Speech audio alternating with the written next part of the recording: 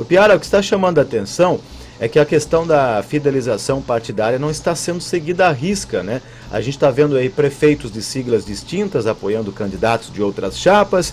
E aí, na tua avaliação, o que se deve a essa mistura, hein? A gente tem um contexto muito interessante nessa eleição, que ele é produzido um pouco pela fragmentação partidária e pela ausência até de um descolamento entre a base e os caciques, as lideranças na ponta, os dirigentes, os grandes líderes estaduais. Então, o que a gente tem percebido, o governador Carlos Moisés tem conseguido chegar aos prefeitos através daquela questão do repasse de recursos, Plano 1000 e outros projetos, o PIX, que é aquela desburocratização do repasse de recursos voluntários para os municípios. Isso criou uma relação muito forte entre Moisés e os prefeitos, inclusive de partidos que apoiam, teoricamente, outros candidatos a governador. Então, por exemplo, a gente está vivendo, desde terça-feira aqui em São José, aqui do lado de Florianópolis, o Congresso dos Municípios, Associações e Consórcios, que é o antigo Congresso dos Prefeitos, organizado pela FECAM, Federação Catarinense de Municípios, que atraiu para essa edição quase 200 prefeitos e vices.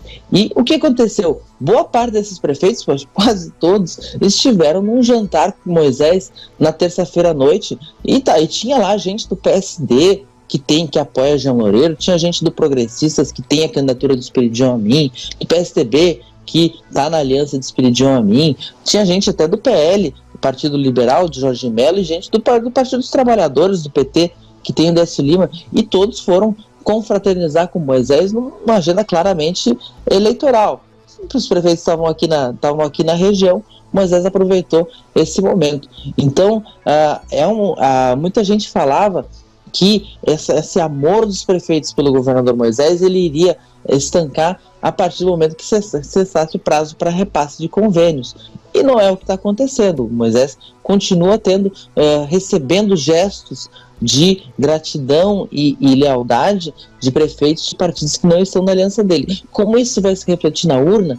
Vinha conversando sobre isso, inclusive, com um dos prefeitos que estava no evento, e curioso com como isso acontecesse, se esse apoio dos prefeitos ele ia repassar para a sociedade, se os prefeitos iam conseguir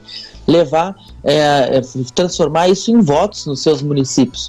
E uma coisa que eu tenho percebido e que tem sido muito conversado é que a gente vê que os prefeitos gostam de Moisés, muitos até querem a sua reeleição, mas que se o eleitor tiver resistente ao nome de Moisés, não vão insistir muito.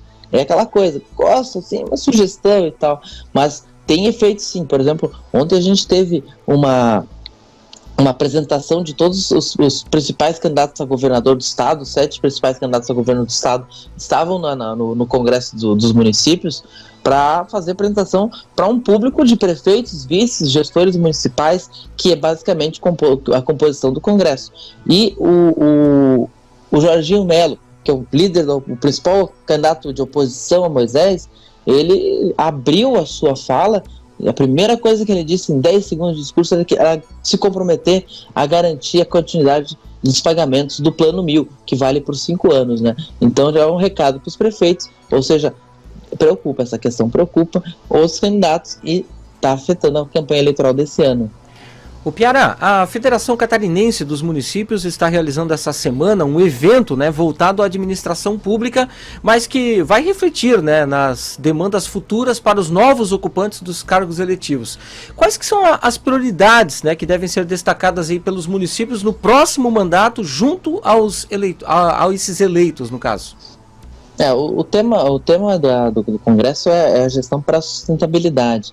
Mas ela trata, isso passa por todos os setores da administração. Ele é um evento muito amplo, teve mais de 3 mil inscrições, a presença de quase 200 prefeitos, 295 municípios catarinenses, a representação muito alta, e tem grandes temas como, por exemplo, temas transversais, temas como mudanças na lei de improbidade administrativa, contou aqui com a presença de representantes do Tribunal de Contas do Estado e até do TRF4, o desembargador Rogério Favretto, esteve aqui para tirar dúvidas, né, sobre essa nova lei. A nova lei de licitações também é um tema muito forte que foi tema de um painel, mas a gente vê que a grande discussão, e isso envolve todas as áreas, é que cada vez mais os municípios recebem muitas obrigações, mas não vem junto o dinheiro para fazer essas obrigações saírem do papel. Então a grande drama das prefeituras acaba sendo isso, como atender todas as novas demandas se o recurso ele é escasso, ele não vem. Até foi aprovado uma PEC em Brasília recentemente, uma mudança constitucional, dizendo que não pode ser criada nenhuma nova demanda sem especificar de onde vem o dinheiro extra para essa demanda ser cumprida. Isso vai acabar com a maior parte dos pacotes de bondade inócuos que muitas vezes acabam sendo aprovados pelos congressistas.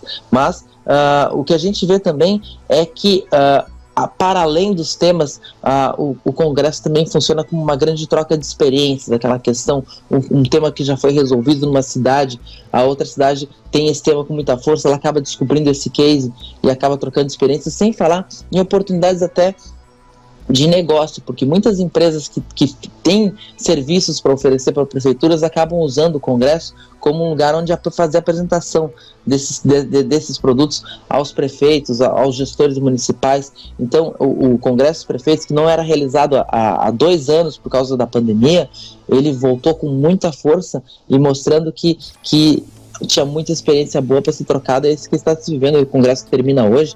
Teve também essa apresentação dos candidatos a governador, todos eles no final assinaram uma carta de compromisso com temas relevantes para o municipalismo.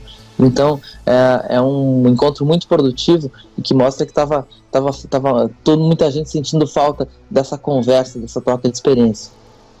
Vamos esperar então, né, Piara? Obrigado, boa quinta-feira, até amanhã. Até amanhã, Marcos, até amanhã, Fernando. Bom dia a todo mundo de Joinville e região.